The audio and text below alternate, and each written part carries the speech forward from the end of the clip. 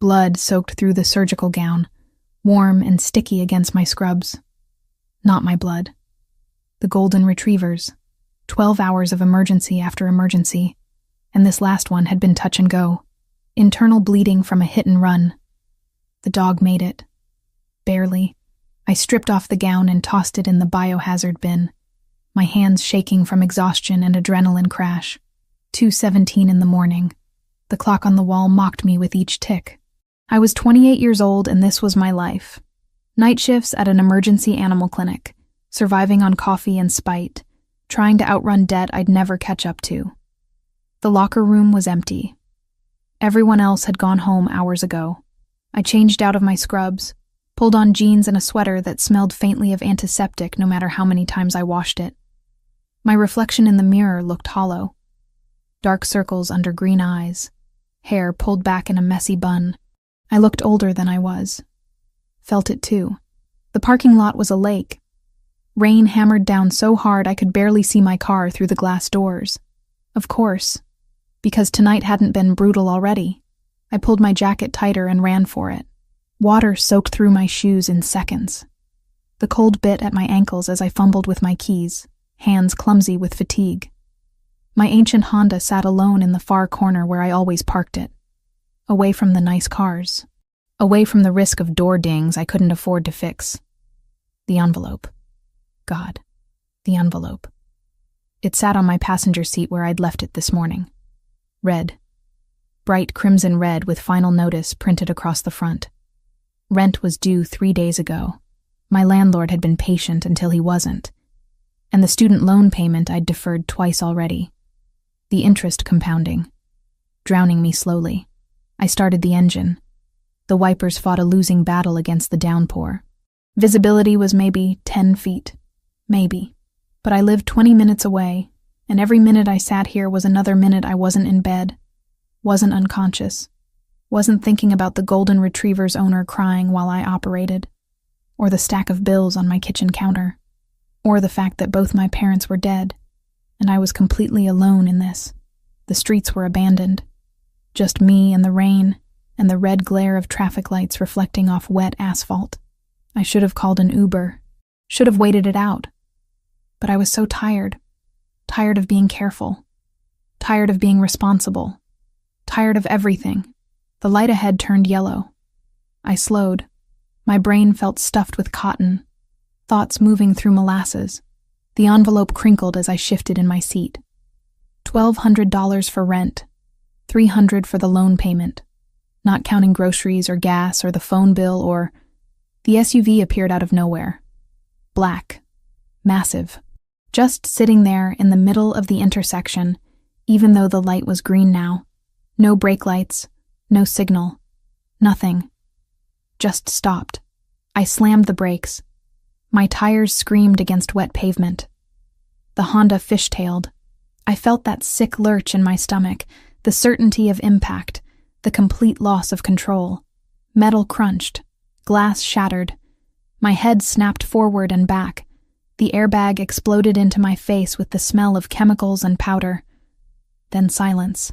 Just the rain drumming on the roof and the hiss of my destroyed radiator. I sat there stunned, breathing hard, tasting blood where I'd bitten my tongue. My hands were still locked on the steering wheel, knuckles white. The airbag deflated slowly, leaving my face stinging. The SUV hadn't moved. I'd hit it square in the rear bumper. My entire front end was crumpled like paper. Oh God. Oh God, oh God, oh God. I fumbled for my seatbelt with numb fingers. The door wouldn't open. Jammed. I had to throw my shoulder against it twice before it gave way. Rain soaked me instantly as I stumbled out onto the street. "I'm so sorry," I called out, my voice cracking. "I didn't see you, the rain, I'm so..." The driver's door of the SUV opened. A man stepped out. Tall, maybe 6'2". Dark suit despite the hour, despite the weather. No umbrella. He stood in the downpour like it wasn't even happening, water streaming down his face, his dark hair slicked back. Then I saw his eyes. Light brown, almost amber in the streetlight. Cold, assessing. The kind of eyes that saw everything and forgot nothing. Behind him, Another vehicle materialized from the darkness. I hadn't even noticed it. Another black SUV. Men emerged, 3 of them, also in suits, also moving with that peculiar grace that said they were used to violence. Ice flooded my veins. "I'm sorry," I said again, hating how my voice shook. "My insurance will cover—" "Stay there." His voice was quiet, controlled. The kind of quiet that was more terrifying than shouting. An accent underneath the words. Italian, maybe. He walked toward my crumpled Honda without hurrying. Water splashed under his expensive shoes. He crouched down near the front, examining the damage with the focus of a surgeon. Then his gaze swept the interior through the broken windshield. I watched him take inventory. The coffee cups. The scrubs I'd tossed in the back. The stack of medical journals on the passenger floor. My wallet. It must have fallen during impact. It lay on the asphalt, splayed open.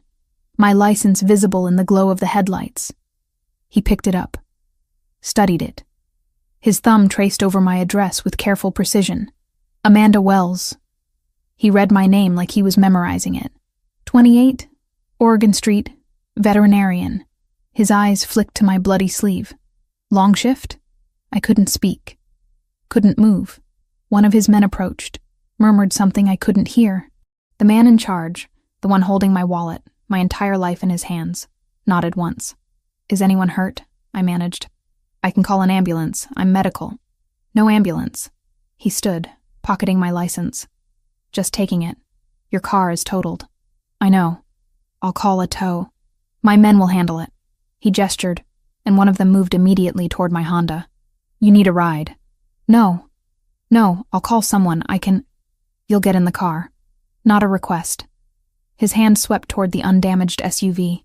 "It's 2:30 in the morning. You're exhausted. You'll make another mistake."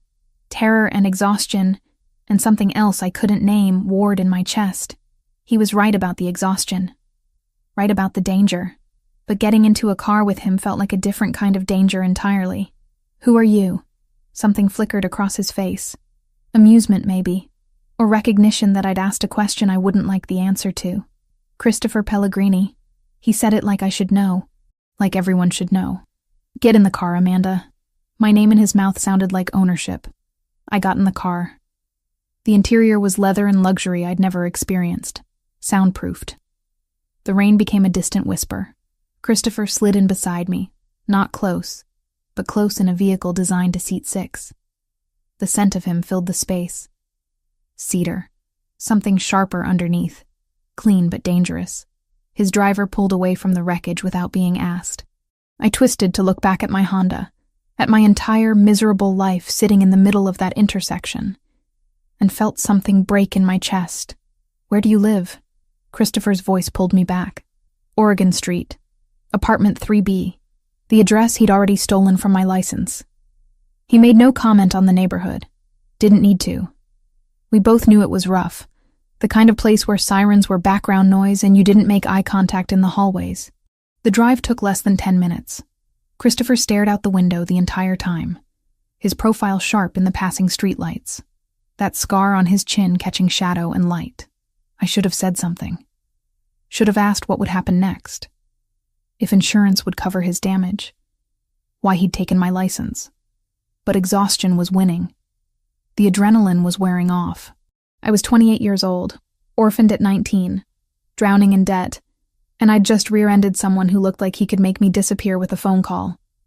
The SUV stopped outside my building. Christopher turned to face me fully for the first time. Those amber eyes cataloged every detail of my face. "You owe me now, Amanda." His tone was casual, conversational, absolutely terrifying. "I'll decide when and how you repay that debt. The insurance, this has nothing to do with insurance." He reached across me, close to open my door. His arm brushed mine. "Go inside. Lock your door. Don't make me regret letting you walk away tonight." I scrambled out into the rain. The SUV was gone before I reached my building's entrance. I stood there dripping, shaking, watching the taillights disappear into darkness.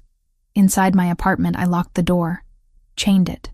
Then I pulled out my phone with trembling hands and searched Christopher Pellegrini. The results made my blood freeze.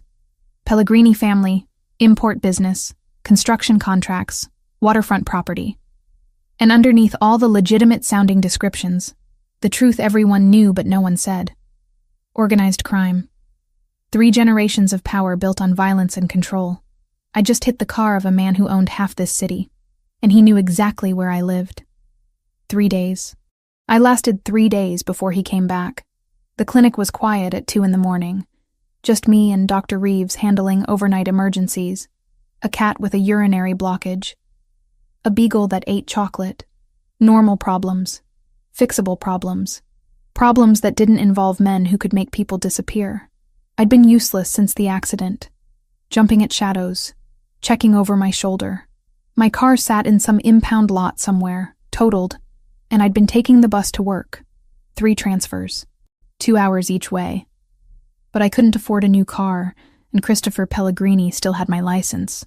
The door chimed. I looked up from inventory sheets, expecting maybe a panicked pet owner. Instead, I got him.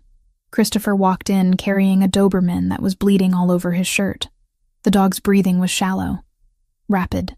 Its eyes rolled back in pain. Blood matted the black fur along its ribcage. Back room. Now.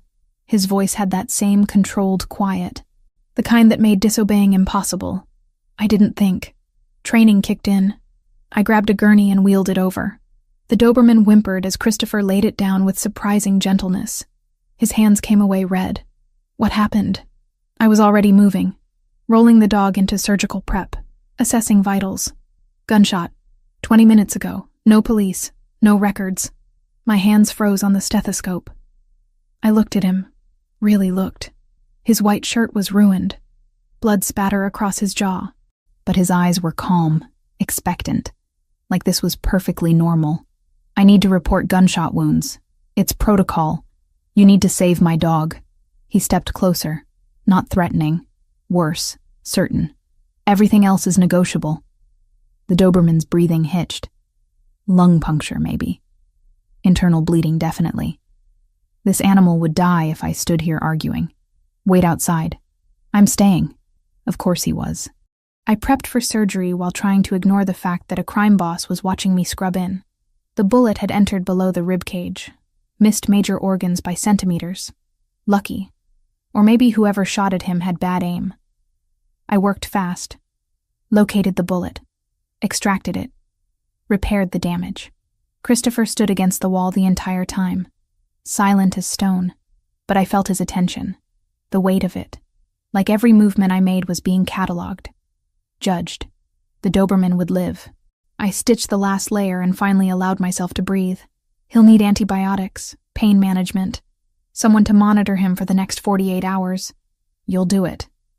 I pulled off my surgical gloves with more force than necessary. I have a job, scheduled shifts. I can't just, I'll pay you. This isn't about money. Everything is about money, Amanda. He produced a wallet. Counted out bills without looking. Hundreds.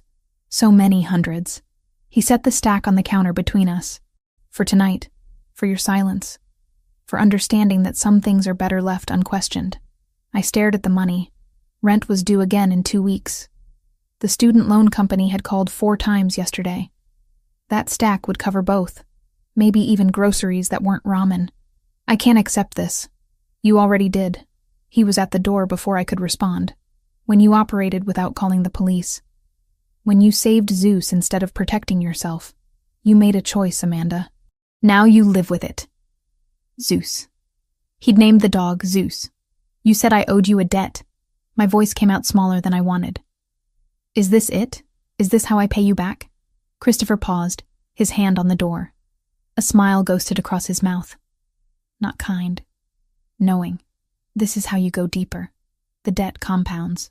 He glanced back at the Doberman, at Zeus, unconscious but stable on the table. I'll send someone for him tomorrow night. Take good care of my dog, Amanda. I'd hate for anything to happen that might make me disappointed.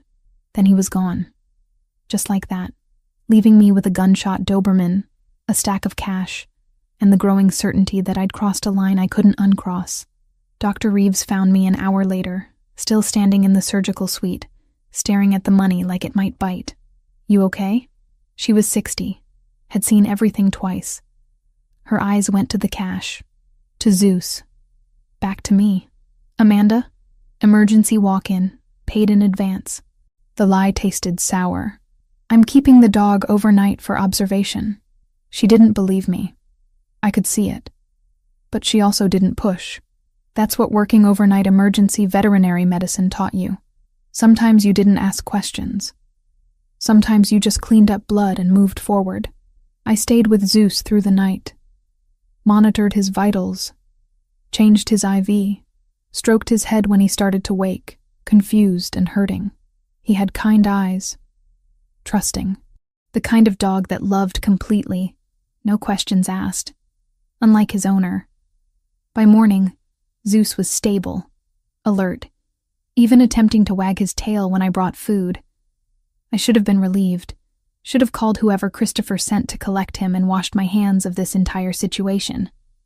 Instead, I counted the money, used half to pay my landlord, put the rest toward the minimum payment on my loans, the first payment I'd made on time in 6 months. It felt like signing a contract in blood. The car appeared the next morning. I walked out of my apartment building headed for the bus stop, and there it was. My Honda. Perfectly repaired. Better than repaired. The dent in the passenger door I'd been living with for a year? Gone. The cracked windshield? Replaced. New paint. New tires. A key sat on the dashboard, just sitting there, like it had always been mine. I stood on the sidewalk, staring. Pedestrians flowed around me. Morning traffic rumbled past. The world kept turning while mine tilted sideways. He'd fixed my car. Not just fixed, improved. And he'd known exactly where I lived, where I parked, how to access it without me noticing. There was no note, no message, just the car, and the understanding that I now owed him twice over. I drove to work in silence, hands shaking on the wheel. The interior still smelled new, factory fresh, expensive. Nothing like the stale coffee and old upholstery I'd grown used to. A week passed. Zeus went home with a man who didn't give his name, just handed me a card with a phone number.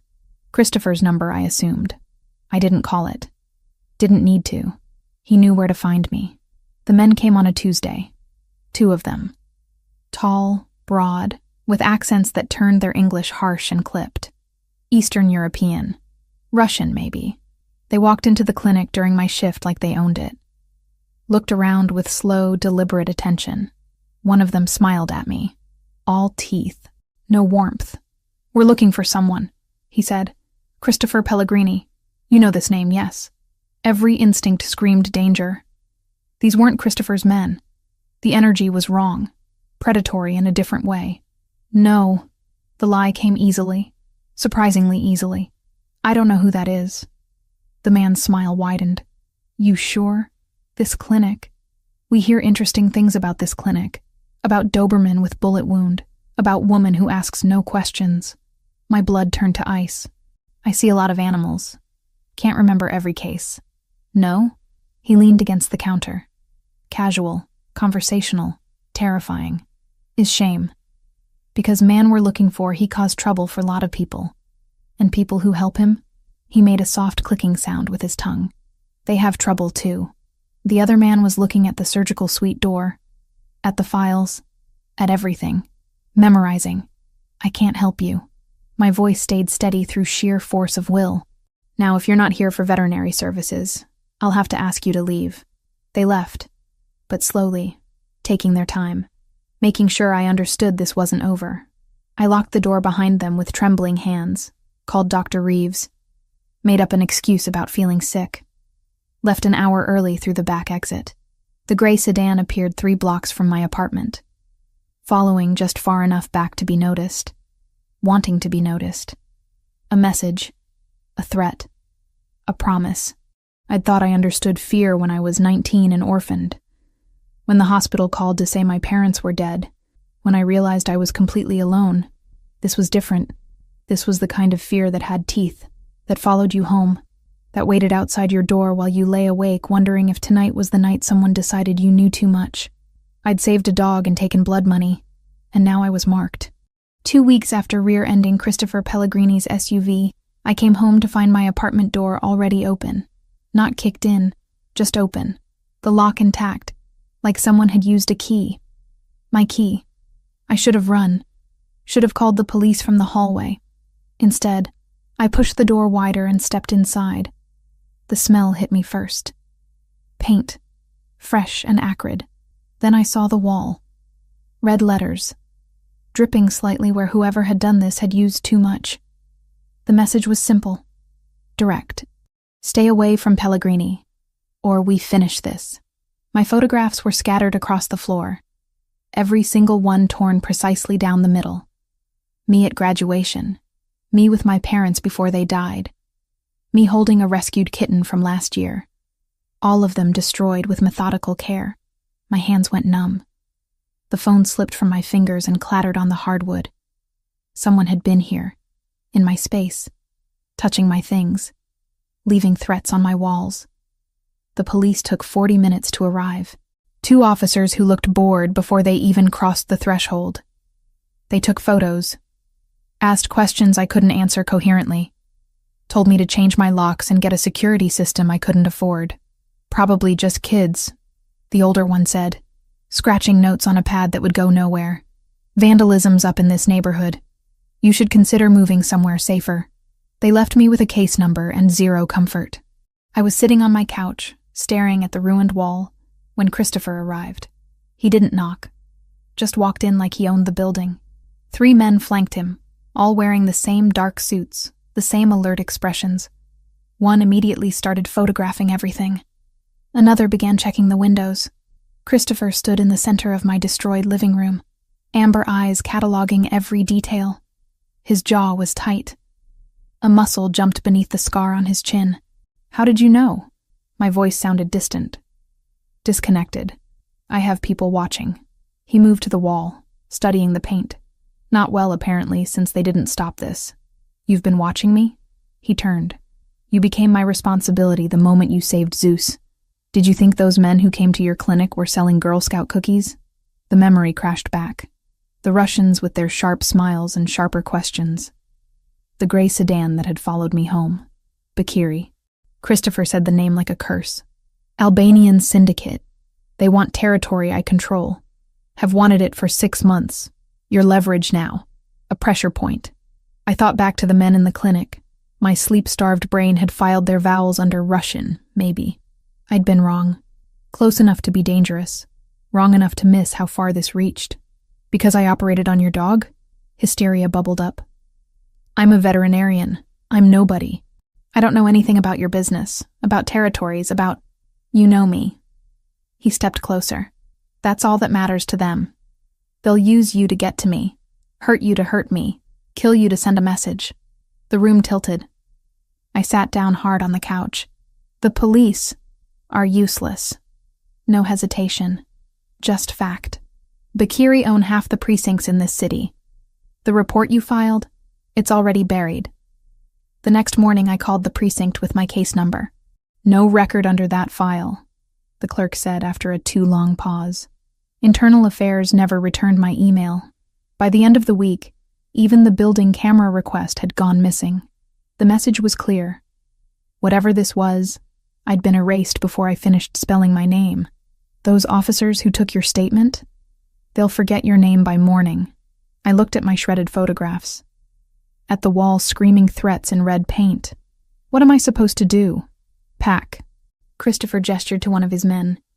You have 2 hours. Essentials only. You're moving. Moving where? Somewhere safe. Somewhere they can't reach you. He crouched down to my level, forcing eye contact. This isn't negotiable, Amanda. You stay here, you die. Probably slowly. Definitely painfully. They'll make sure I know about it. I have a job. I have a life.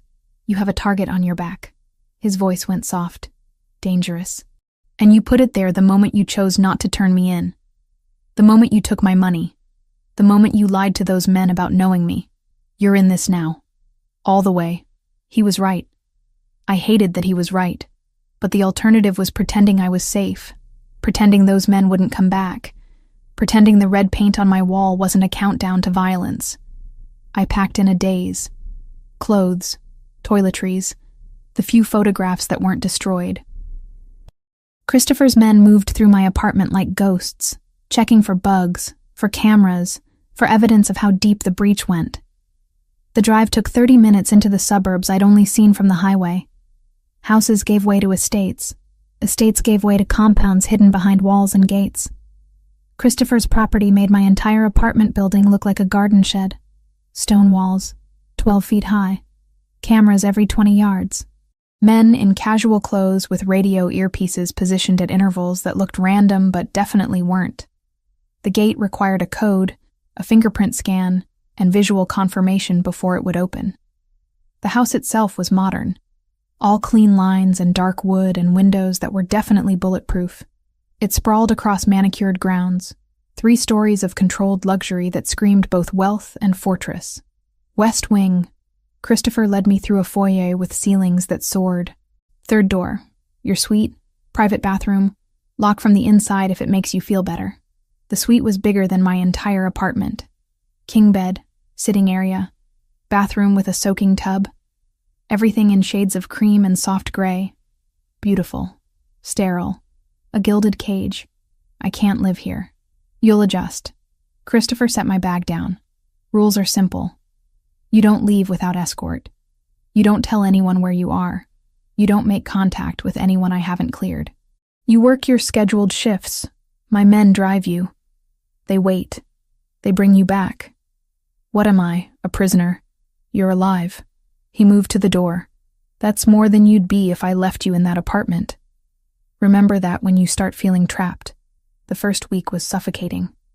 I woke in that enormous bed disoriented every morning. Went to work with a silent man named Frank, who drove like every intersection might hide assassins. Worked my shifts while he waited in the parking lot. Came back to the mansion and retreated to my suite like a ghost haunting someone else's life. Dr. Reeves noticed. You look exhausted. Everything okay at home? Renovation issues. The lie tasted sour. Staying with a friend until it's done. She didn't push. I was grateful. Christopher was rarely there. I'd see him in passing, coming back late, leaving early, always in those dark suits, always with that contained energy that suggested violence held on a leash. We didn't speak, didn't need to. The house staff treated me with careful courtesy, like I was something fragile, something temporary. Zeus found me on day 5. The Doberman appeared in the hallway while I was wandering, restless and trapped. He limped slightly still, healing from the gunshot wound I'd repaired, but his tail wagged when he saw me. Recognition. Joy. I sat down on the marble floor and he came immediately, pressing his head against my chest. I buried my fingers in his fur and finally, let myself cry. For my destroyed apartment. For the life I'd lost. For the debt I could never repay. When I looked up, Christopher was standing at the end of the hall, watching. His expression unreadable in the low light. He remembers you, Christopher said quietly. Dogs don't forget kindness. I didn't respond. Couldn't. Zeus licked my face, and Christopher turned away, leaving me alone with the only creature in this fortress who didn't see me as a problem to be solved. 1 month into living at Christopher's estate, I'd learned the architecture of his life through sounds and silence, the low rumble of engines arriving at odd hours, murmured conversations in rooms I wasn't invited to enter, the particular cadence of his footsteps on marble floors. Confident, measured, nothing wasted. I could tell his mood by how he closed doors. Soft clicks meant control intact. Slams meant something had gone wrong in his world of shadows and violence. I learned he preferred whiskey, not the cheap stuff I'd bought on sale. Crystal decanters filled with amber liquid that probably cost more than my entire liquor cabinet had. He drank it neat. No ice, no water, just burning clarity in a glass he'd hold for minutes before actually drinking. I learned he read constantly. Books in what I eventually confirmed was Italian. Leather-bound volumes he'd touch with reverence, he showed nothing else. He'd sit in the library with Zeus at his feet, completely absorbed. And in those moments, he looked younger, less like a man carrying the weight of blood and legacy.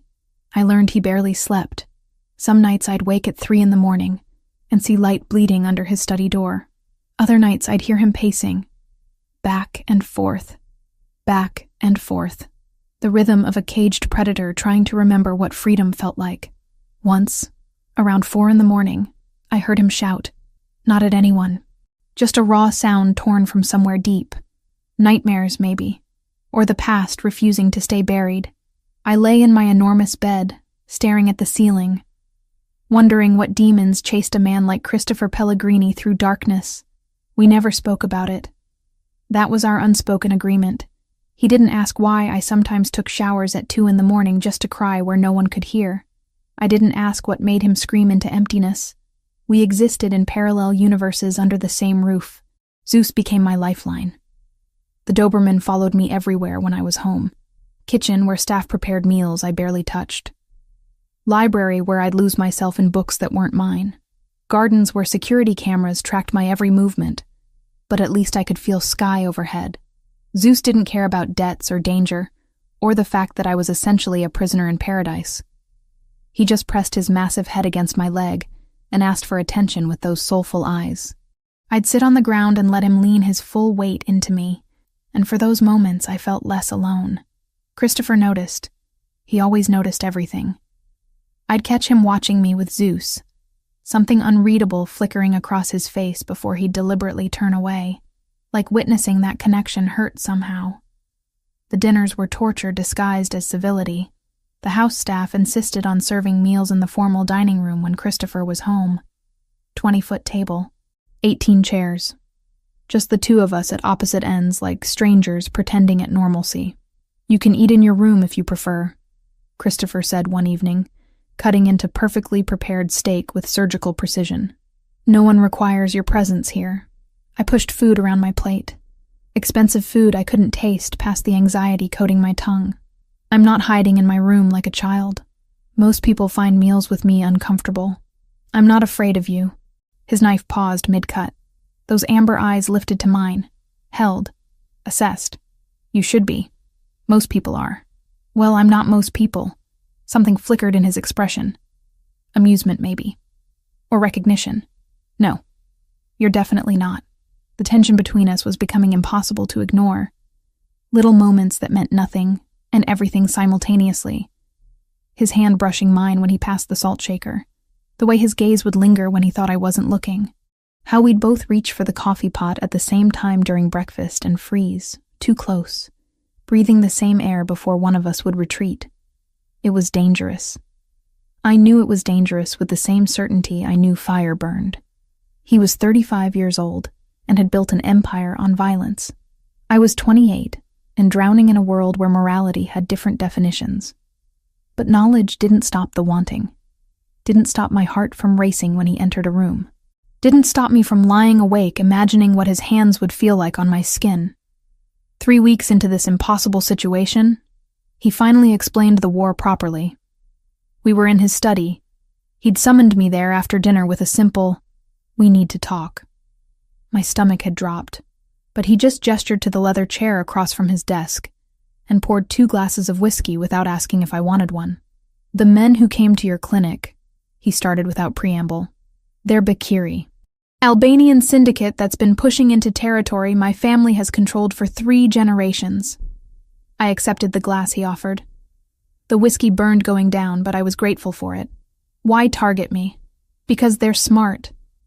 They know direct confrontation with me costs more than they can afford, so they look for pressure points. He leaned against his desk, close but not crowding. 2 of my dock workers were killed last month. Good men. Men with families who depended on them. Bakiri sent pieces of them back to their wives. Bile rose in my throat. God. There is no God in my world, Amanda.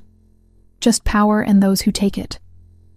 His voice was matter-of-fact, stating reality, not philosophy. They marked you because I showed interest, fixed your car, visited your clinic multiple times. In my world, that signals value, and value becomes leverage. So this is because you were nice to me. The absurdity stung. I'm in danger because you paid for car repairs? You're in danger because you existed near me. Because you made choices that tied you to me whether you understood the consequences or not. He swirled the whiskey in his glass. You saved Zeus. You lied to protect me. You accepted my money. Each choice was a thread weaving you deeper into this web. Then cut me loose. My voice came out smaller than I wanted. Let me go back to my life. I'll tell them I don't know you. I'll disappear. They'd kill you within a week. No hesitation. Just certainty. You know too much now. You've been here. You've seen my home, my routines, my vulnerabilities. Bakiri would torture you for information you don't even realize you have, then kill you just to hurt me. The glass trembled in my hand. So I'm just trapped here forever? Until the war ends. He drained his whiskey in one swallow. Set the glass down with deliberate care. One way or another, it will end. But until then, yes. You're trapped. I'm sorry for that. Genuinely sorry. But not sorry it means keeping you alive. Thunder rumbled outside. I hadn't noticed the storm building. Rain began hitting the windows with increasing intensity, nature matching the turmoil inside. Tell me about your brother. Christopher's entire body went rigid. What? You mentioned him once. That you lost someone. That it's why you can't let me go. I met his gaze directly. Tell me about him. For a long moment I thought he'd refuse. Thought he'd dismiss me back to my suite and return to whatever isolation he preferred. Instead, he refilled both our glasses. Luca was 22, youngest of 3 brothers. He was supposed to go to law school, supposed to be the legitimate face of the family business. Christopher's voice went flat, emotionless in a way that screamed of pain buried deep. He trusted someone he shouldn't have. A friend, someone we thought was loyal. That friend sold him to our enemies for $50,000 and a promise of protection. What happened? They took 3 days to kill him. Made sure we knew every second of it. By the time we found his body, he was unrecognizable. Christopher's hands flexed around his glass. I was 27, supposed to be protecting him. Instead, I was so focused on expanding territory, on proving myself worthy of leadership, that I missed the thread inside our own organization. The grief in his voice was raw, ancient but still bleeding. That wasn't your fault, wasn't it? He finally looked at me. I should have seen it. Should have known. Should have protected what mattered instead of chasing power I already had. After Luca died, I swore I'd never care about anyone outside this life again. Never give enemies that kind of opening. Never fail to protect someone again. But you climbed out of a wrecked car and apologized for the accident even though you were terrified. You saved Zeus without asking questions. You looked at me like I was human instead of monster. His voice dropped. And now I can't stop thinking about what happens when this ends. When you leave. When I have to watch you walk away because keeping you means destroying you.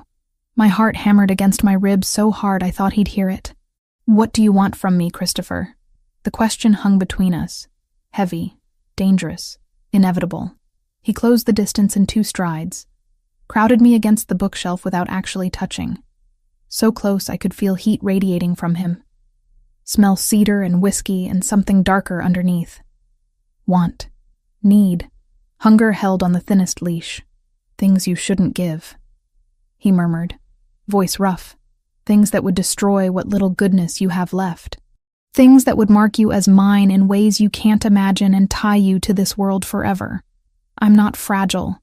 My hands fisted in my lap to keep from reaching for him. I'm not going to break. You say that now, but you don't understand what being mine actually means. The violence, the paranoia, looking over your shoulder for the rest of your life, knowing that enemies will always see you as the easiest way to hurt me. His hand came up slowly, cupped my face with surprising gentleness. You deserve better than that. Better than me. Maybe I don't want better. Maybe I'm tired of safe and empty and alone. The truth spilled out. My parents died when I was 19. Car accident. Drunk driver crossed the center line. I was in my 2nd year of nursing school. Suddenly I was completely alone with debt and grief, and no clue how to survive it. Christopher's thumb traced my cheekbone. Barely touching. Devastating anyway. I've been surviving ever since. Just surviving. Working 80-hour weeks until I'm numb. Existing instead of living. Going through motions because stopping means facing how hollow everything became. I met his eyes. You want to know why I'm not running?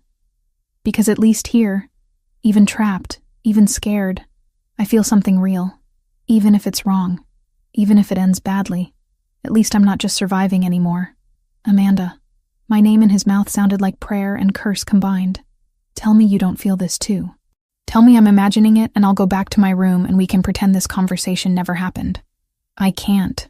His forehead pressed against mine. God help me, I can't. He kissed me like a man drowning, like I was air and salvation and damnation all at once. Soft at first, questioning, then deeper when I responded, my hands finally giving in and fisting in his shirt, pulling him closer, closing any distance remaining between us. He tasted like whiskey and want and decisions we'd both regret. His hand stayed gentle on my face even as the kiss turned desperate, like he was terrified of breaking me, like I was something precious instead of just another complication in his complicated world. When we finally pulled apart, we were both breathing hard. His hands were shaking slightly where they held my face. Mine were trembling where they gripped his shirt. This is a mistake, he whispered against my lips. Probably the worst one I've ever made. You deserve someone who can give you a normal life, who can take you to dinner without checking for snipers, who doesn't wake up screaming from nightmares about the people he's killed. What if I don't want normal? I challenged. What if I want real instead of safe? This is as real as it gets, Amanda. He stepped back, creating distance that felt like abandonment. And that's exactly why we can't do this. Because I will ruin you. I will pull you so deep into darkness that you'll forget what light looks like. And when enemies inevitably come for you, when they hurt you to hurt me, I'll have to live with knowing I caused it. Christopher, go to bed. His voice went cold, controlled, the vulnerability slamming shut behind walls I couldn't breach. We'll pretend this didn't happen. It's better that way. He walked out of his own study, left me there pressed against his bookshelf, lips still tingling, heart still racing. Completely wrecked by a kiss we both knew shouldn't have happened but felt more right than anything in my life. Zeus found me 10 minutes later. The Doberman pressed his weight against my legs, offering comfort without judgment or complications. I slid down to the floor and buried my face in his fur. Outside, the storm raged. Inside, something fundamental had shifted between Christopher and me. We'd crossed a line we couldn't uncross, acknowledged feelings that should have stayed buried. And I knew with absolute certainty that everything was about to get infinitely more complicated, because you can't unknow how someone tastes. Can't unfeel the desperation in their touch. Can't pretend you don't want something with every fiber of your being, even when you know it will probably destroy you. 6 weeks after moving into Christopher's fortress, I stopped feeling like a guest and started feeling like an inmate. The gilded cage was still a cage no matter how comfortable the bars. I was leaving the clinic at 3 a.m. when everything went wrong. Frank was driving. Same route we always took. Same silent professionalism he always maintained. I was half asleep in the back seat, my head resting against the window, thinking about the chocolate lab I'd just operated on. Bloat. We'd caught it in time. The dog would live. I didn't see the first vehicle until it was too late. Black sedan, no plates. It came out of nowhere and slammed into Frank's side of the SUV. The impact threw me sideways. My seatbelt locked painfully across my chest. The world tilted and spun. Frank was already moving, gun drawn, shouting into his radio. But there were more vehicles now. 2 more sedans boxing us in. Men emerging with weapons that looked military-grade even to my untrained eye. Then Christopher's voice crackled through the radio. He was close. He'd been following in a second vehicle I hadn't known about. Always watching. Always there. The passenger door flew open. Christopher grabbed my arm and hauled me out. His other hand held a gun I'd never seen him carry before. Bigger than I expected. Heavier looking. Stay behind me. Do not move. Do not run. Gunfire erupted. The sound was nothing like movies. Sharper. More violent. It echoed off buildings and car metal and made my ears ring instantly. Christopher fired back. Calm. Methodical. Like this was a Tuesday. Frank was shooting from cover. 2 more of Christopher's men appeared from the follow car. The ambush became a firefight in the middle of an empty avenue. I couldn't breathe. Couldn't think. My veterinary training was screaming about taking cover, about getting small, about protecting vital organs. But my body was frozen. One of the attackers broke from cover, ran toward us. Christopher didn't hesitate. 2 shots, center mass. The man dropped like his strings had been cut. That's when I saw his face. Young, maybe 25. Eyes wide with shock and pain. Blood spreading across his shirt in an obscene bloom of red. Christopher moved forward, stood over him. The man was gasping, trying to speak, begging maybe. I couldn't hear over the ringing in my ears and the continued gunfire. Christopher fired once more, point blank. The man stopped moving. I threw up, right there on the asphalt, bent over and heaved until there was nothing left. The firefight ended as suddenly as it started. 4 bodies on the ground. 1 vehicle speeding away into darkness. Sirens in the distance, but Christopher's men were already moving, clearing the scene with practiced efficiency. Amanda. Christopher's hand on my back. We need to go. Now. I let him guide me into another vehicle. Couldn't look at him. Couldn't look at anything except my hands shaking in my lap. There was blood on my shoes, not mine. Splatter from when he'd executed that man 3 feet away from me. The drive back to the estate was silent. Christopher kept glancing at me. I felt his attention but couldn't meet his eyes. Couldn't reconcile the man who'd kissed me in his study with the man who'd just killed someone with the same detachment I used putting down suffering animals. Except that man hadn't been suffering. He'd been begging. And Christopher had ended him anyway. Inside the mansion, Christopher dismissed his men with curt orders. Then he turned to me. Blood spatter on his neck, his shirt torn, a wound bleeding through the fabric at his ribs that he was completely ignoring. You're hurt, I heard myself say, veterinarian instincts kicking in past the shock. It's nothing. You're bleeding. Amanda, sit down. I pointed at the nearest chair. My voice came out steadier than I felt. Let me see it. He sat, pulled his shirt off without ceremony. The wound was a graze along his left ribs. Bullet had carved a furrow through skin and muscle. Not deep, but bleeding steadily. I fetched supplies from the medical kit I knew was in every room of this paranoid fortress. My hands shook as I cleaned the wound. Christopher watched me the entire time. Silent. Assessing. Say it. He finally murmured. Say what? Whatever you're thinking. That I'm a monster. That you want to leave. That you can't look at me without seeing those men die. I pressed too hard with the antiseptic. He didn't flinch. You executed him. My voice cracked. He was down. He was done. You could have just left him. He would have talked. Given descriptions. License plates. Everything Bakiri needed to trace us back here. So you killed him? Yes. No apology. No justification beyond cold practicality. Just, yes. I'm a veterinarian. I started wrapping gauze around his torso. I'm used to blood. I've euthanized animals. I understand ending suffering. But that's not what you did. You killed him to protect yourself. To protect me. And you didn't even hesitate. No, I didn't. His hand caught my wrist. Gentle but firm. Because in my world, hesitation gets you killed. Gets the people you care about killed.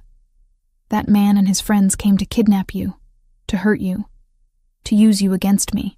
I didn't show mercy because they wouldn't have shown you any. So I'm just supposed to accept that? Accept that people die because of me? People die because of their choices. They chose to come after what's mine. I chose to protect it. His eyes burned into mine. If you want to hate me for that, hate me. But don't pretend you'd rather I'd let them take you. I finished bandaging him in silence. Packed away the supplies. Washed my hands 3 times, trying to scrub away the feeling of his blood under my fingernails. I need space, I said without looking at him. No. Excuse me? You're not leaving my sight until I know Bakiri isn't sending a second team. He stood, muscles flexing under the fresh bandage. You stay in the main house tonight. Guest room next to my bedroom. Guards outside both doors. I'm not a prisoner. Tonight you are. No anger in his voice. Just finality. Because I'm not risking you. Not after they got that close. I wanted to argue. Wanted to scream at him that he didn't own me. Couldn't control me. couldn't just dictate my life, but the truth was, he could. He did. And we both knew it. The guest room was as luxurious as everything else in this house. I sat on the edge of the bed, still wearing my scrubs, still smelling like antiseptic and gunpowder. Zeus found me there 20 minutes later, pushed his way past the guard, and immediately pressed against my legs. I buried my face in his fur and let myself break. Sobbed into his neck while he stood perfectly still, absorbing my grief and terror like he'd been trained for it. 3 days passed. Christopher increased security to suffocating levels. 4 guards now instead of 2. Routes to the clinic changed daily. Frank had a black eye but insisted he was fine. I stopped asking questions. Christopher's men treated me differently after the ambush. Before, I'd been a complication. Now I saw something else in their eyes. Respect, maybe. Or pity. I'd been blooded. Initiated into the violence they lived with daily.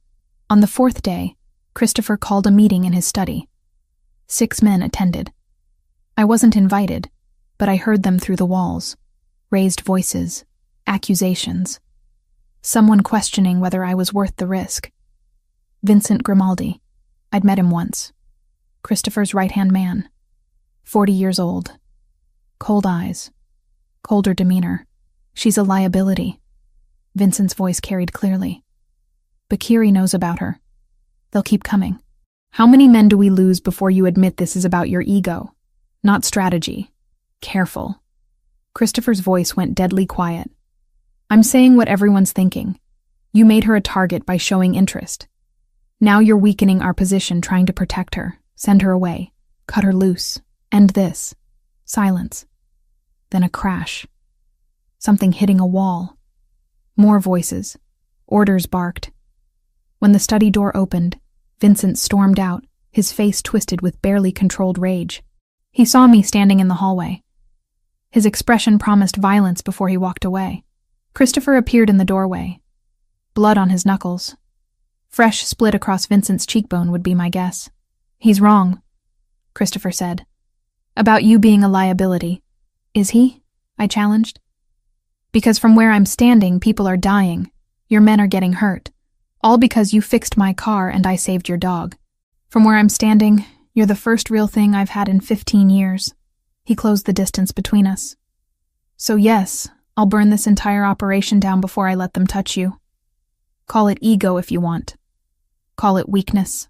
I call it the only thing that makes me feel human anymore. My heart hammered against my ribs. This isn't sustainable. You know that. Then we make it sustainable. We end Bakiri. We finish this war. And we find a way forward that doesn't require you to witness executions or me to choose between you and my people. And if we can't, his hand cupped my face, thumb tracing my cheekbone with heartbreaking gentleness. Then I choose you anyway. Every single time. That night, I understood something fundamental had shifted. I wasn't just trapped in Christopher's world anymore. I was becoming part of it. And the terrifying truth was that part of me didn't want to fight it anymore. 2 months after rear-ending Christopher Pellegrini's SUV, I woke in his bed, not the guest room. His bed. We'd crossed that line 3 nights ago after Vincent's outburst. After Christopher had chosen me over his organization's concerns. After I'd stopped pretending I wanted to leave. The sheets were expensive. Everything in Christopher's life was expensive, but they smelled like him. Cedar and something warmer. And that made them worth more than any price tag could convey. He wasn't there. The space beside me was cold. I found him in his study, shirtless, reading reports with that intense focus he brought to everything. Zeus lifted his head from where he'd been sleeping at Christopher's feet, tail thumping once in greeting. You should still be sleeping, Christopher said without looking up. So should you. It's 5 a.m. Bakiri wants to meet. He set down the papers. Neutral territory. They're proposing a truce. My stomach dropped. It's a trap. Probably. His tone was casual, like discussing weather instead of potential assassination. But I have to go anyway. Show weakness now and this war drags on another year. Then don't go. Send someone else. I don't ask my men to do things I won't do myself. He finally looked at me. Those amber eyes tracked every detail of my face. That's how you keep loyalty, by bleeding alongside them when it matters. I moved around his desk, stood between his legs where he sat. His hands found my hips automatically, pulling me closer. This intimacy was still new, raw. Every touch felt significant in ways I couldn't articulate. When? Tonight. 8 o'clock. Warehouse district. Public enough that outright violence would draw attention. Private enough for real conversation. His thumbs traced circles on my hip bones through the shirt I'd stolen from him. I'll have 20 men positioned within 2 blocks. Another 10 inside. If it goes bad, we're prepared. And if they're more prepared, then you inherit a very complicated estate and several offshore accounts. He said it like a joke. It wasn't. There's a safe in the library. Combination is your birthday.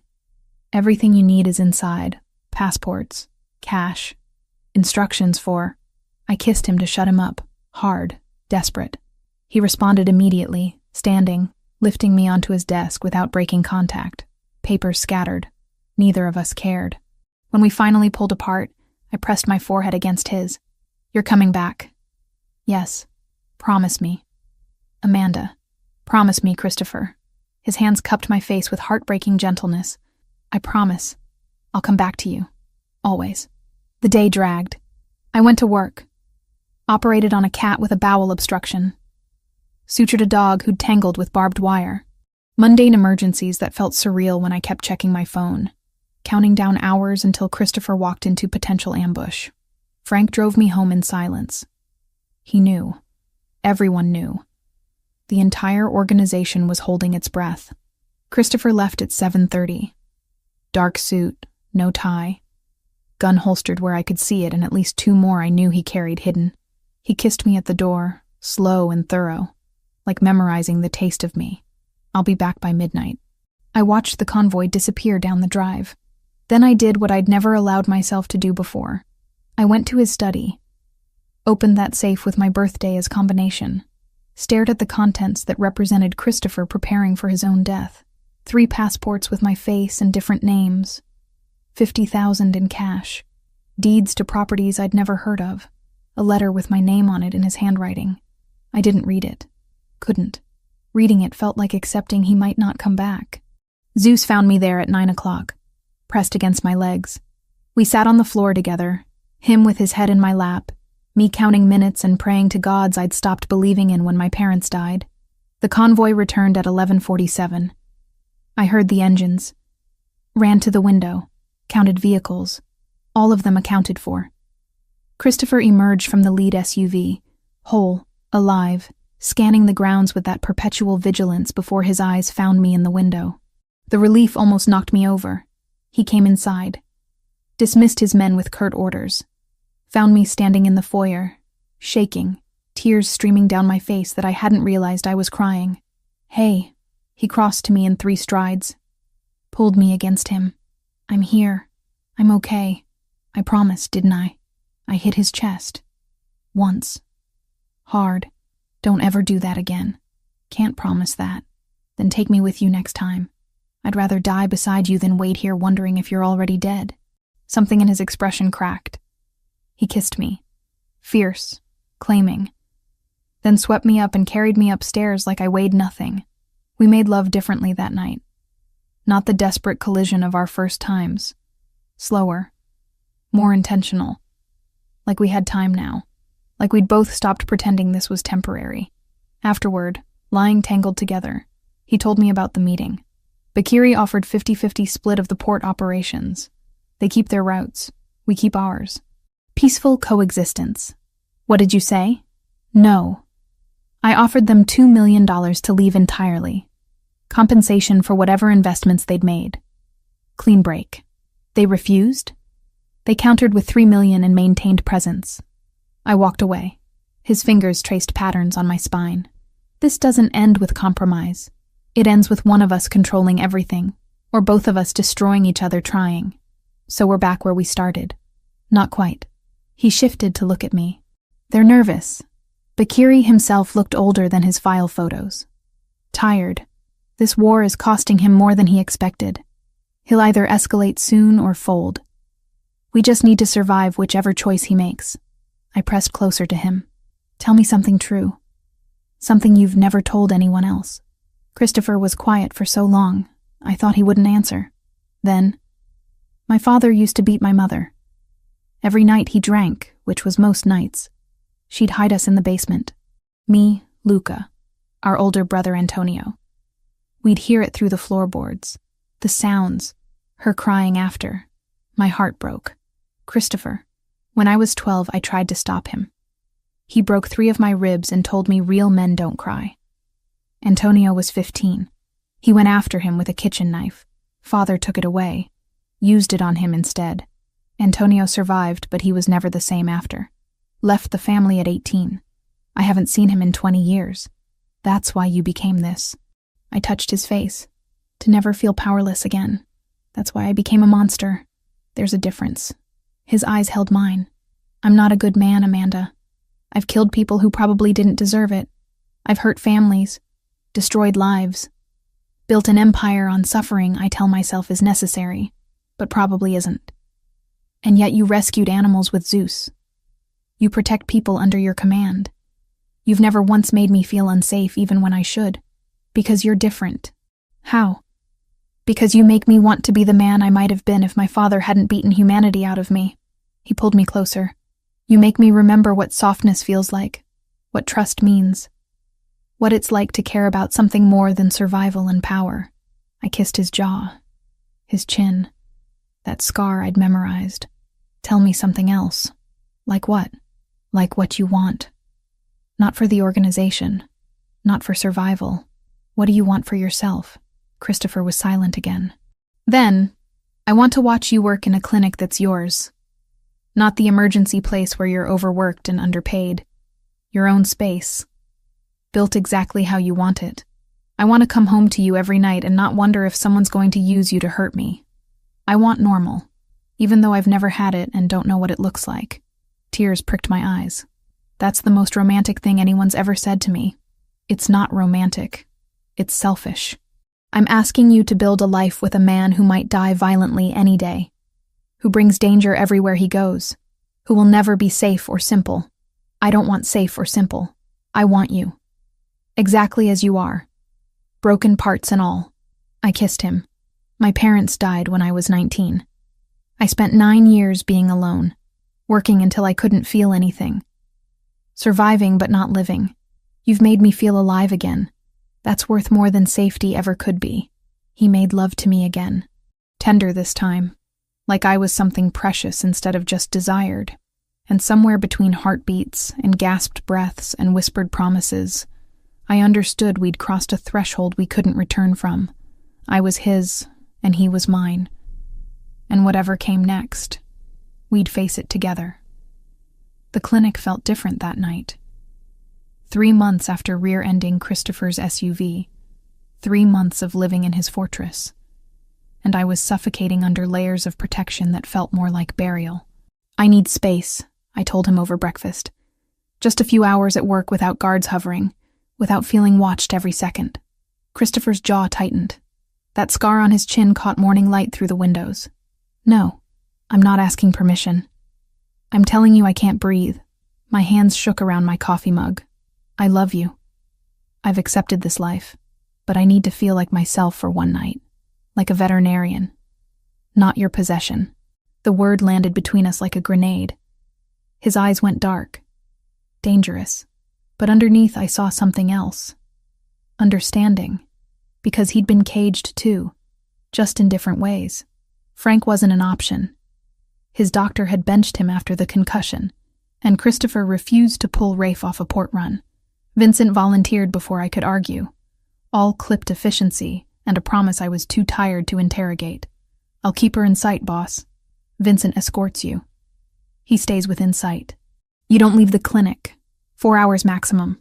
He stood, came around the table, tilted my chin up with one finger. And you wear this. He fastened something around my neck. Small pendant. GPS tracker disguised as jewelry. Non-negotiable. I should have argued. Should have recognized the wrongness of Vincent specifically. But I was so desperate for freedom that I missed every warning sign. Vincent drove in silence. He'd barely spoken to me since that fight with Christopher weeks ago, since Christopher had chosen me over organizational concerns. The resentment radiated off him in waves I was too relieved to properly register. The clinic was busy. Saturday night emergencies. A cat who'd eaten lilies, dog with bloat, rabbit with GI stasis, normal problems, fixable problems, problems that had nothing to do with gunfights or territorial wars, or men who killed without hesitation. I lost myself in work, operated on the dog, stabilized the cat, tube-fed the rabbit. For 4 blessed hours, I was Dr. Amanda Wells again, instead of Christopher Pellegrini's weakness. Vincent waited in the parking lot. I saw him through the windows occasionally, leaning against the SUV, on his phone, not watching the perimeter like Frank would have, not scanning for threats with that perpetual vigilance Christopher's men usually maintained. My shift ended at 11. I walked out the back exit, medical bag in hand, already dreading the return to beautiful imprisonment. The parking lot was empty except for Vincent's SUV, and a white van I didn't recognize parked 3 spaces away. Vincent pushed off from the vehicle. Ready? Something in his tone was wrong. Too casual, too relaxed. But I was tired, and my guard was down and I didn't process it fast enough. The van doors slid open. 3 men emerged, moving fast, professional. One grabbed me from behind before I could scream. Arm across my throat, hand over my mouth. My medical bag hit the asphalt. I fought, kicked backward, connected with someone's shin, bit down hard on the hand covering my mouth, tasted blood. A sharp pain exploded across the back of my head and everything went sideways. When I could focus again, I was zip-tied to a chair in darkness. Concrete floor, metal walls, the smell of rust and ocean salt. Warehouse, port district maybe. My head throbbed where they'd hit me. Blood dripped down my neck. The pendant Christopher had given me was gone. They'd ripped it off. He'd be tracking empty pavement right now. Vincent walked in.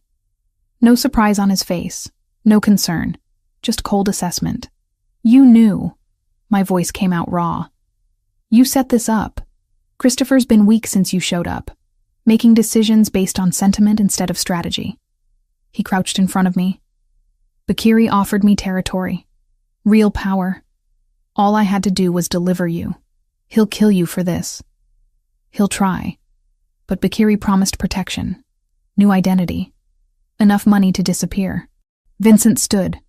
Nothing personal. You're just business. Leverage to end a war. He left. The door clanged shut. Heavy. Final. I tested the zip ties. Tight. Professional grade. My wrists were already losing circulation. The chair was bolted to the floor. No escape there. Time became meaningless. Could have been hours. Could have been minutes. My mind raced through scenarios. Christopher would come. I knew he'd come. But would he be in time? Would Bakiri kill me before negotiations even started? The door opened again. Different man. Albanian accent thick when he spoke. Your boyfriend receives video now. We give him 24 hours to decide. You or his empire. They filmed me. Made me stare at the camera while someone held a knife to my throat. I refused to beg. Refused to cry. If Christopher saw this, I wanted him to see strength, not fear. After they left, I forced myself to think. Veterinarian training. What did I know? Anatomy, physiology, chemical compounds, tools, my medical bag. They'd taken it but not searched it thoroughly. It sat in the corner. If I could reach it, if I could find something sharp, something useful. Hours passed. A guard came in. Young, maybe 25. He had a dog with him. German shepherd limping badly, whimpering with each step. Hurt? I asked in the gentlest voice I could manage. The guard looked at me. Suspicious. Stepped on glass. Won't stop bleeding. I'm a veterinarian. I can help, if you let me. He hesitated, then brought the dog closer. The shepherd was clearly in pain. Blood soaking through makeshift bandaging on his front paw. The guard cared about this animal. I could see it. Untie one hand. I need to examine him properly. Another hesitation. Then he cut one zip tie. Blood rushed back into my fingers in painful tingles. I focused on the dog. Gentle exam. Deep laceration. Needed cleaning and stitches. My bag. In the corner. Has supplies.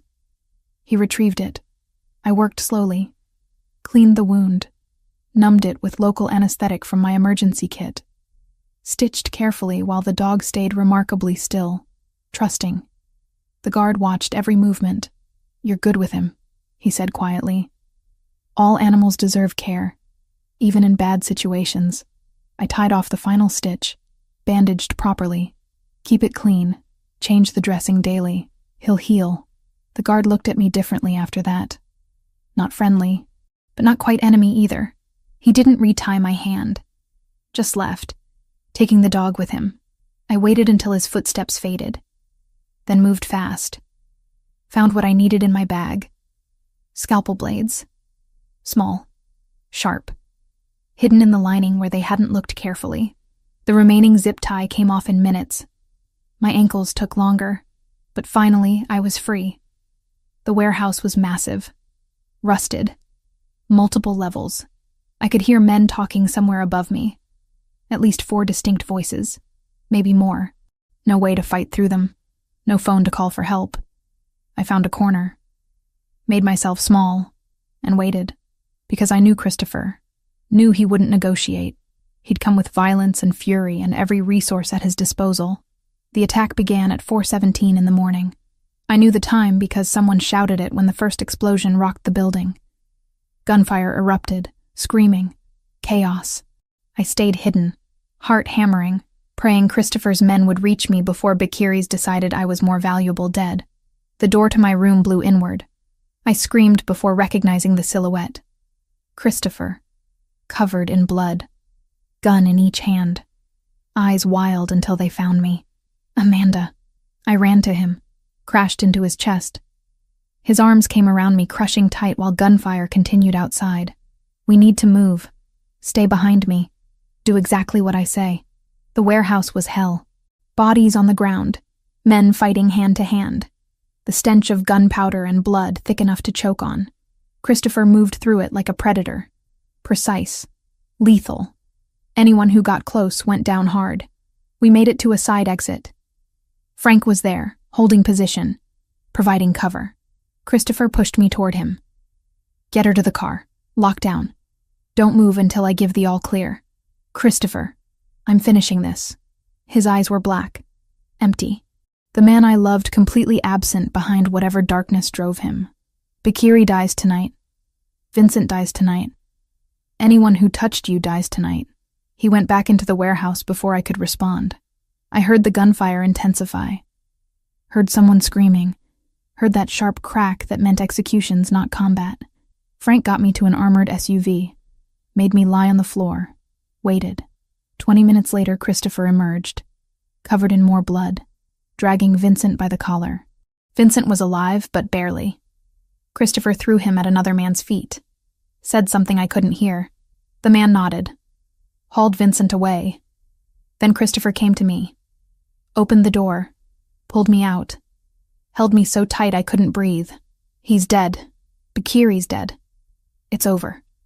I clung to him, shaking. "Vincent, we'll wish he died tonight. But death's too quick. Too easy. He betrayed family." Christopher's voice was empty, final. That requires something slower. I didn't ask what he meant. Didn't want to know. Just pressed closer to the only solid thing in a world gone violent. We drove home as dawn broke. Christopher held my hand the entire way. Neither of us spoke. What was there to say? I'd been kidnapped. He'd waged war. We'd both survived.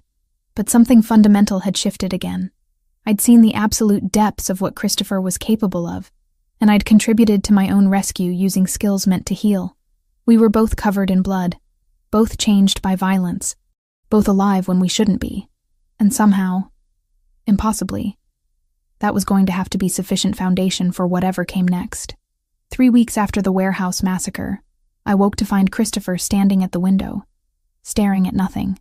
The nightmares had started for him. Not every night.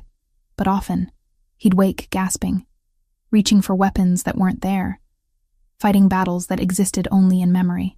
I never mentioned it, just held him until the trembling stopped, until he remembered where he was, and that the war was finished. The aftermath was brutal in ways I hadn't anticipated. Vincent's betrayal had exposed cracks in Christopher's organization. Loyalties questioned, alliances tested. 3 more men were removed quietly, their treachery discovered too late to prevent damage, but early enough to stop total collapse. I didn't ask what happened to them. Some questions had answers I didn't want living in my head. The Bikiri syndicate had fractured after their leader's death. Some scattered back to Europe. Others tried negotiating with Christopher for scraps of territory. He showed no mercy. Within 2 weeks, the Albanian presence in the city had been completely erased. Christopher consolidated power with ruthless efficiency that should have terrified me. It didn't. Not anymore. I'd seen too much. Become too complicit. Crossed too many lines to pretend moral superiority. But the physical recovery was easier than the psychological. My wrists healed where zip ties had cut circulation. The concussion faded. Bruises yellowed and disappeared. My body returned to normal while my mind struggled to reconcile who I'd been with who I was becoming. Christopher never left my side those first weeks. Canceled meetings, delegated responsibilities, just stayed. We didn't talk much, didn't need to. His presence was enough. Solid. Real. Proof that we'd both survived. On the 3-week anniversary of my kidnapping, I made a decision. I'm going back to work. Christopher looked up from his breakfast, studied me with those amber eyes that saw too much. You sure? I need to feel useful, normal, like myself again. I reached across the table, took his hand. I can't stay locked in this house waiting for the next threat. That's not living. That's just existing. He nodded slowly. Security stays. Frank drives you. 2 guards minimum. Non-negotiable. I know. I did know. Would always know. This was the price of loving him. But I need this. Please. Then you'll have it. His thumb traced my knuckles. But not the emergency clinic. Somewhere else. Christopher. I bought the building on Maple Street. 3,000 square feet. Zoned for veterinary practice. It's yours. Set it up however you want. Hire who you need. I'll fund everything. I stared at him. You bought me a clinic? I bought you freedom. Within limits. Within protection. But freedom. He stood. Came around the table. Crouched beside my chair. You've given up everything for me. Your independence. Your safety. Your entire life. Let me give you something back. Let me give you the career you deserve. Tears blurred my vision. That's the second most romantic thing you've ever said to me. What was the first? That you'd burn your empire for me. His hand cupped my face. I would. I will. If it ever comes to that choice again, you win. Every single time. 3 months later, I stood in my clinic. My clinic. With my name on the door. Dr. Amanda Wells, DVM. Specializing in emergency care and rescue rehabilitation. The space was exactly what I'd imagined. Modern equipment, surgical suite that rivaled hospitals, comfortable waiting area, office where I could actually do paperwork without feeling like I was suffocating in someone else's space. Christopher had spared no expense, but he'd also respected every choice I'd made. Hadn't tried controlling the design or hiring, just provided resources and stepped back. I hired 3 technicians and a receptionist. Good people with solid experience who didn't ask too many questions about why 2 armed guards were always present. The neighborhood learned quickly that this veterinarian had protection. No one bothered us. No one dared. The work saved me. Saved us. Gave me purpose beyond being Christopher Pellegrini's weakness. I was a veterinarian again. Healing animals. Saving lives. Making a difference in ways that had nothing to do with organized crime. Christopher would visit sometimes. Usually late. After his own work finished. He'd sit in my office and watch me do paperwork. Zeus at his feet. Content just being near me. You're happy here, he observed one night. I am. I looked up from inventory lists. Thank you. For understanding what I needed. You've changed me, Amanda. Made me want things I never thought possible. Normalcy. Peace. A life that isn't just violence and survival. He paused. Marry me. The question stunned me into silence. Not because you're obligated. Not because you're in too deep to leave. Because I love you. Because I can't imagine waking up without you beside me.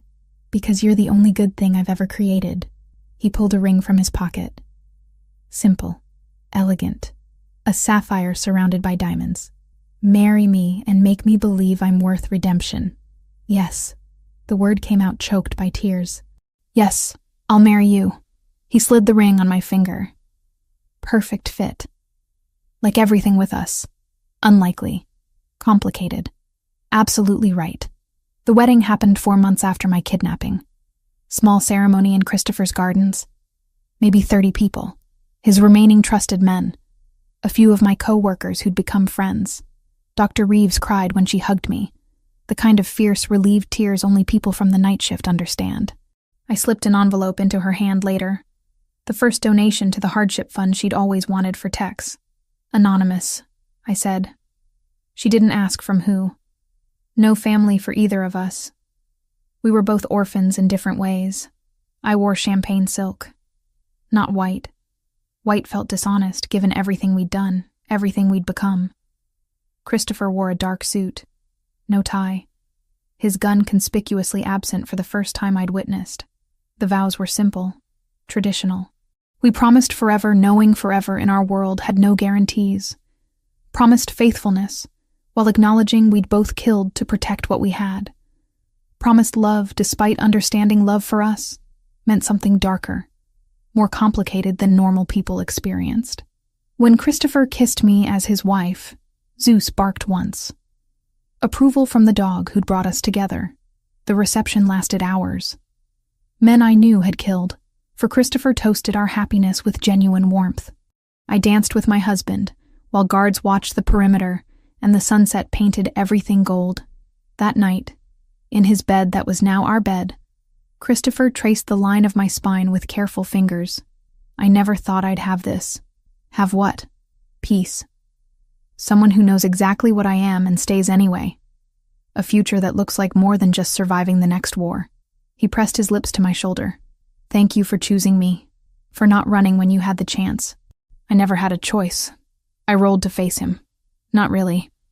You've been it since that night in the rain, since you stepped out of that SUV and looked at me like I mattered, like I was worth protecting even when I was nobody.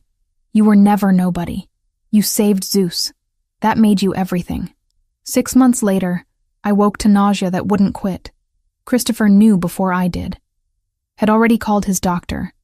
Already prepared himself for the news that changed everything again. You're pregnant, the doctor confirmed. About 8 weeks. Christopher's hand found mine immediately.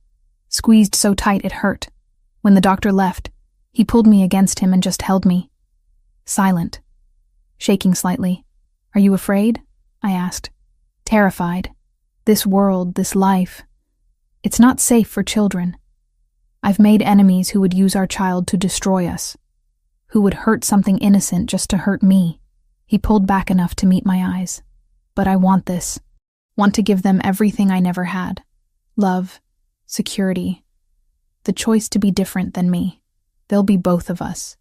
Your strength and my compassion. Your intelligence and my stubbornness. I placed his hand on my still flat stomach. We'll protect them. Together, like we've protected each other. The pregnancy progressed. Christopher became impossibly more protective. Guards tripled. Routes to the clinic varied constantly. He accompanied me to every appointment, every ultrasound, sitting beside me and staring at grainy images of our growing child with wonder that made him seem younger. The clinic thrived. I cut back hours but continued working. Christopher expanded the building, added a wing specifically for rescue rehabilitation, funded entirely by legitimate investments he'd been building. Money washed clean through businesses that actually existed, actually produced value. He was changing. Slower than I wanted sometimes, but undeniably different. Less quick to violence, more thoughtful about consequences. The man I'd met 9 months ago wouldn't have hesitated to kill someone who disrespected him. The man I was married to now counted costs beyond just tactical advantages. Zeus remained constant through everything. The Doberman had fully recovered, moved with that powerful grace I'd first admired. He'd become our protector, slept outside our bedroom, followed me everywhere when Christopher couldn't, seemed to understand the responsibility of guarding not just me now, but the life growing inside me. At 28 weeks pregnant, exhausted from a long shift, I found Christopher in the nursery he'd created, painting, a mural of stars and moon on the ceiling, his hands covered in silver paint, expression more relaxed than I'd ever seen it. "You're painting." He looked over his shoulder, smiled that rare, genuine smile that transformed his entire face. Thought they'd like looking at something beautiful when they can't sleep. I moved behind him, wrapped my arms around his waist as much as my pregnant belly allowed. "I love you. So much it scares me sometimes." "I know." He turned in my embrace, placed both hands on my stomach. Our daughter kicked against his palm.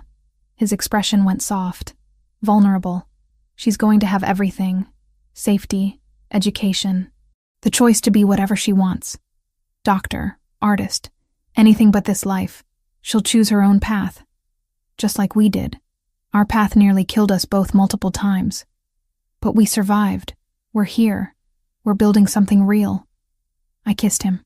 That's more than most people can say. That night, lying together with Zeus at the foot of our bed, Christopher's hand resting protective on my swollen belly, I thought about the 9 months since I'd rear-ended his SUV in the rain. 9 months that had contained a lifetime of violence and love and transformation. I'd lost my independence, my anonymity, my safety, but I'd gained a husband who'd kill for me without hesitation. A home built on loyalty and blood. A future I'd never imagined wanting. I'd chosen this, chose him, chose a life where danger was constant, but love was absolute. And despite everything, despite all the darkness, I'd choose it again, every single time.